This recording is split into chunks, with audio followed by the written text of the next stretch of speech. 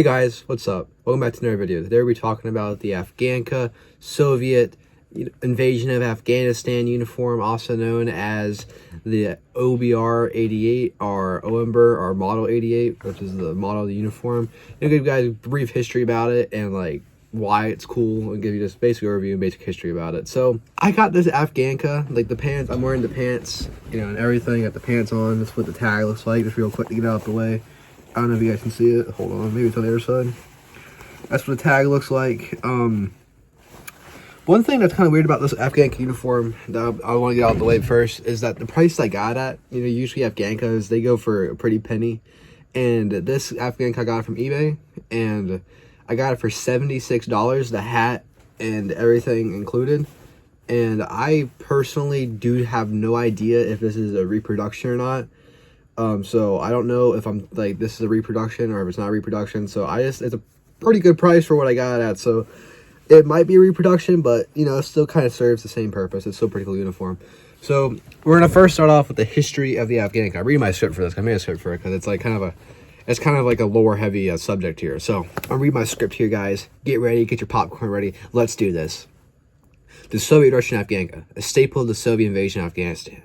The holy grail of Soviet uniforms, the short and sweet. The Afghanka OBR 88 was made to replace the OBR 68 uniform. The OBR 68 was already obsolete by 1969 and was inadequate for field conditions. The OBR 68 was crude and more for dress than practical application in the field. Take inspiration from the OK, ZK-D chemical protective uniform and US uniforms such as the BDU. The Afghanka began limited service as early as 1981 with different variants such as color, green, sage, black, and glass fabric. I think this might be glass. I have no idea. Most Afghankas are made to this uniform specification of 1988. OBR 88. The most common Afghanka are normal heavy cotton twill and are in a khaki sand color. So it's kind of like a heavy cotton twill. The Afghanka had a more practical features such as cargo pockets, reinforced knees, elbows, and overall a much better uniform for the field or in Afghanistan. OBR 88 was a major innovation in the uniform of the USSR. It is also similar but widely different than the US BDU of the time. Most differences are subtle but are intriguing. Differences and similarities differ from variants and date of manufacture of the Afghanka and the BDU. So here we go, guys. Let me take a nice sip of cold brew here. And hold on, wrong way. And let's read off these differences with cool pictures to guide you guys along. Differences. The Afghanka is a solid color, while the US Woodland BDU is in woodland camo. The Afghanka does not have a seat reinforcement or back pockets. The BDU does. The Afghanka has shoulder pockets and interior pockets, drawstrings, and stamp tag, while the BDU does not. The Afghanka has back plates, sewed seams, and the pants and on sewed seams of the pants and a one button wrist adjustment, while the BDU does not have pleats and it has a multi-button wrist adjustment.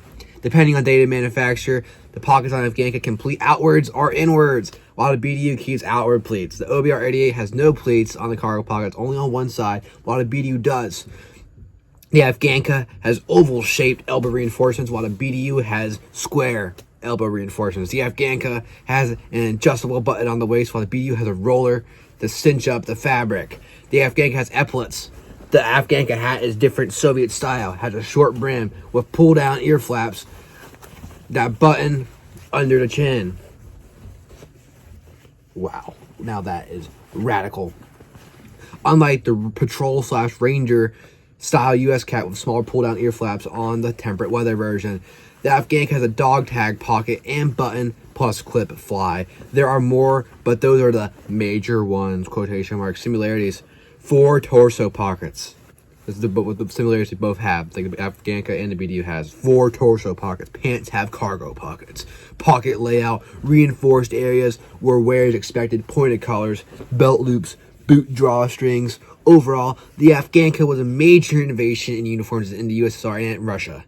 The Afghanka cut was so timeless that it's basically reprinted in different camos such as VSR 93 and 98, with early EMR being in the Afghanka cut.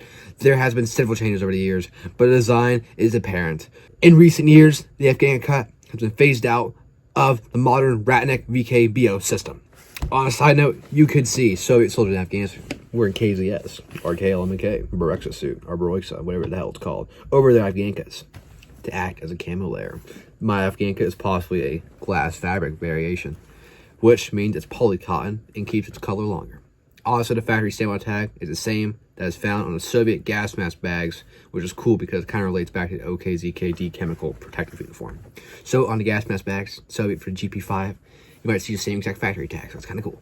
This is only a look at the summer and temperate uniforms of both of the respective parties, the BDU and the Afghanka. So there you go, that's basic overview over with. Yeah, let's throw my bed and look at it. But before that, let's get a quick model. I'll show you guys the features on this son bitch before I show you guys what it looks like on my bed. Alright guys, even though you guys already saw all the features, I'm gonna show you guys them right here, right now. So we got them, oh shit, never mind, I just had been there. Heavy cotton twill, might be poly cotton, I'm unsure, kind of feels more so cotton like canvas or some shit. But you know, big cargo pockets, fit a bunch of shit in there. Upper torso pockets, boom boom, pleats outwards, epic. You got that sick ass button fly or whatever. It has like those I don't know what kind of buttons they are, but they kind of seem like newer quality, so I feel like these might be a reproduction because they're not like Bakelite or whatever. But in here we have an interior pocket closed by that button, and a nice soft cotton material here. Got our drawstring here, very shiny drawstring, that's why I think it also might be a reproduction. Very cool. You got another one, so maybe it's like the motorized cut, unsure. Got your tags and shit there. Good pockets.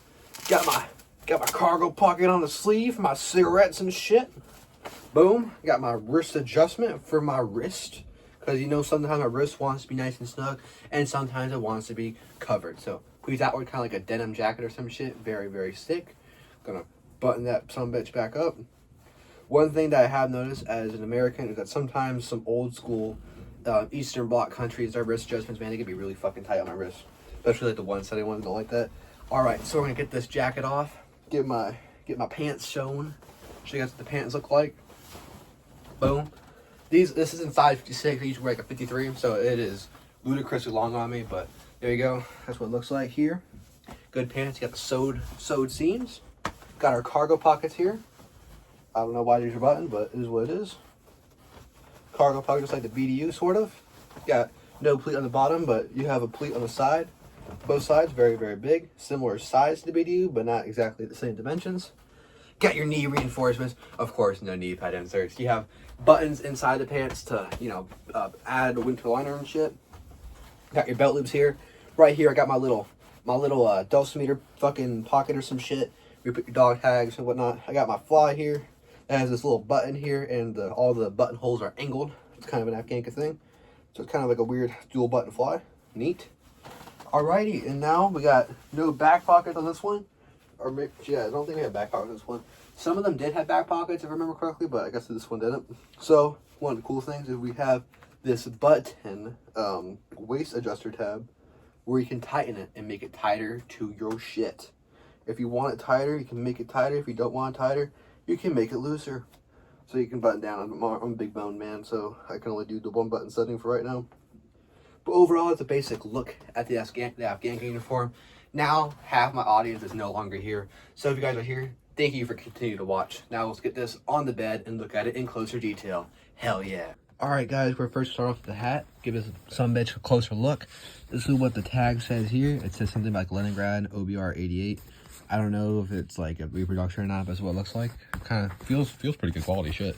Or at least like, you know, Soviet good quality. Gives you a little factory stamp as a size 57, it's like a small. And has this kind of shaped bill here. It doesn't have any plastic in it. It's just kind of like a big piece of canvas. Pretty nice, pretty cool. Again, it's pretty heavy, pretty hot, probably I imagine Afghanistan. But yeah, I just have a little like, maybe it's a faux leather, might be real leather, sweatband here for a hygiene. And there's this piece of fabric up here. This comes down, it's button with a little button here. That's kind of what the Afghanka button looks like. But the uniform though kind of has like these like shinier buttons. So I kind of figured that this is like real Afghanka, while this is like a fake Afghanka. But I'm unsure if this is like a real deal or not. But buttons down, go button under your chin, keep your ears warm. Alrighty, so first I'm gonna start off with the top here. This is the tag looks like. This is, you know, you have the numbers for the seamstress or whatever to look at it, or a sewing person. But here we go. This is in size 55, not 56, like I said earlier. Unfortunately, Fortunately, got the information wrong. I see like a 99 here, so maybe like 1999 for like the glass variant. But it gives a little factory stamp, same one as a GP5 gas mask. As well as something about, you know, I'll show the translate image if I can find it. That's what it looks like. Got washing instructions and shit. Alrighty, so now I got a little drawstring here, pretty sick. little numbers and whatnot. Good drawstring. Got your 2 interior pockets of that cotton material. Got a little coat hook there. You got your BDU style button, sort of. Got your 2 pockets here, pleat outwards to the side. Very good material. That's what the material looks like. If any pro expert can, tell me if it's a glass or real variant. I'm not sure. 2 upper chest pockets, pretty sick. Got pointed BDU style collar, pretty awesome. Got your 2 epaulets, and you got your elbow reinforcements. Got your pockets on the side, pretty sick. Got your pleats on the back, which is pretty high speed for the time. You got your 1 button wrist adjustment, and that's pretty much everything about the shirt. Hell yeah. This is what the pit zips are. On the pits, there are 2 little dashes of fabric for ventilation, or 4 actually. That's pretty high speed. Hell yeah. Of course, there's that piece of drawstring at the bottom where you can tie it up and hem it the rest of the way. All right, now talk about the pants. You got those knee reinforcements. You got those sewed seams. Very, very nice. Had that boot blouse strings down here with that cheap old cotton like rope or whatever. Got your button in liners for buttoning that liner. And you also have the straight net buttons in that button I just showed before. But this button's in. You can button that under your foot and keep your shit in your boot. Very, very sick. Got your cargo pockets here. Very, very awesome. Pleat outwards on the side and have a pleat on the other side. Pretty sick. Got your little Afghanka style hem where it kind of brings the fabric closer when you run your groin. Got your little dog tag pocket lined with that cotton material. Pretty sick. On the other side is what it looks like. Very good. Got your buttons here with the angled here. With your angled button holes. Very sick. We have a cotton band around the waistband for improved comfort. Pretty sick. You got your side pockets under that cotton. Very sick. Wants to keep on saying sick. But then we have our waist adjusters. Hell yeah. At least on this variant. That's what it looks like. And you got good sized belt loops here. Awesome. And unlike some other variants, there would be belt loops here for the smaller trouser belt, and the big belt loops there for the bigger belts. This one doesn't have it, so might be reduction, but I'm not sure. So, guys, that concludes my basic overview and history of the USSR Soviet-made, possibly, Afghanka uniform. If you guys have any other info to point people in the right direction, put it down in the comments down below. I like to have the comments open so people can put a bunch of information related to the uniform and kind of have a little discussion down there. So, any experts, put your 2 cents down in the comment section down below. Thank you guys for watching. Have a wonderful day, and goodbye.